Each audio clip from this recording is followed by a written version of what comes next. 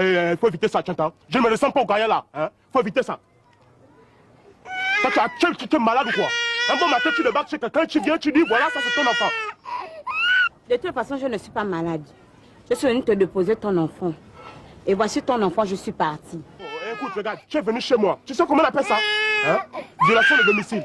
Je peux te boxer comme je veux. Bon, il n'y a pas de problème. Rentre avec ton enfant tranquillement. Hommage à Van Mabadi, Braddock. Aujourd'hui, une voix du cinéma gabonais s'est tue. Un visage familier s'est retiré de la scène, mais une empreinte demeure. Oumar Van Mabadi, que le grand public connaissait sous le nom de Braddock, n'était pas seulement un acteur. Il était un bâtisseur d'histoire, un artisan d'image, un créateur qui a consacré sa trajectoire à raconter celle des autres. À travers ses rôles et ses réalisations, il a accompagné une génération entière, inscrivant son nom dans l'histoire audiovisuelle du Gabon. C'est avec la série Chanis qu'il devient une figure incontournable. Son personnage, Braddock, incarnait les tensions, les rêves et les contradictions d'une jeunesse en quête de repères. Ce rôle a dépassé le simple cadre du divertissement pour devenir un miroir social. Il interrogeait déjà les choix de vie, la responsabilité individuelle et l'orientation d'une génération confrontée à ses propres défis. À travers ce personnage, Van Mabadi posait, sans discours frontal, une question essentielle. Quelle direction chacun décide-t-il de prendre?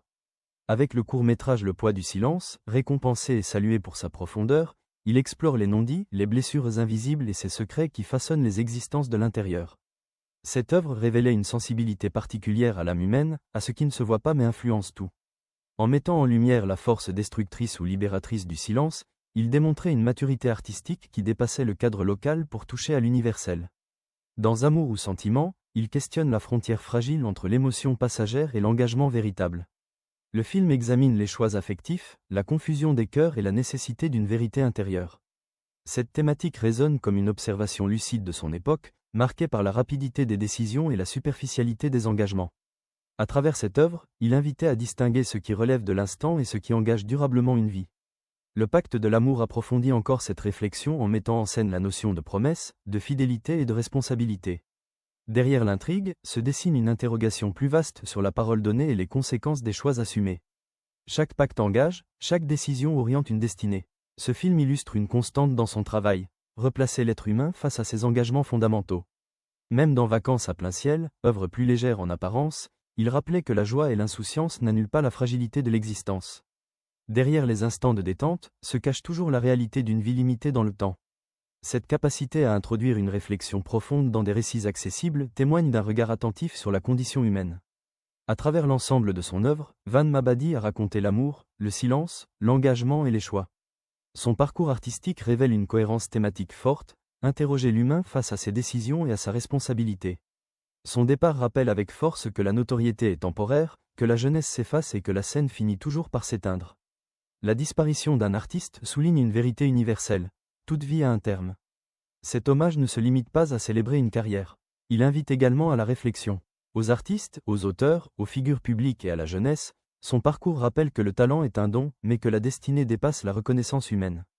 La question essentielle ne réside pas uniquement dans l'ampleur de l'influence exercée ici-bas, mais dans la préparation intérieure face à l'inévitable finitude de l'existence. En ce temps de recueillement, il est opportun de se souvenir que la réussite professionnelle ne remplace pas la quête de sens. La célébrité passe, l'admiration fluctue, mais les choix fondamentaux demeurent. Se tourner vers son créateur, réfléchir à l'orientation de sa vie et rechercher l'essentiel constituent des démarches qui dépassent les distinctions et les projecteurs. Aujourd'hui, nous honorons Oumar Van Mabadi pour son apport au cinéma gabonais et pour l'héritage artistique qu'il laisse. Demain, chacun devra répondre de sa propre trajectoire. Que cet hommage soit aussi une invitation à la réflexion, à la responsabilité et à un retour sincère vers l'essentiel. Si ces mots interpellent, qu'ils suscitent un engagement personnel, car la vie est passagère et chaque décision compte. Moi quoi? Moi quoi? Tu l'as porté, mais pourquoi? Pour quelle raison? Dis-moi. Moi je t'ai frappé. Tu l'as frappé? Moi je t'ai frappé. Tu l'as frappé. Est-ce que je t'ai frappé? Non. Mais dis ça que je t'ai pas frappé. Je serai tombé. Va me chercher de l'eau. Va me chercher de l'eau, dis donc.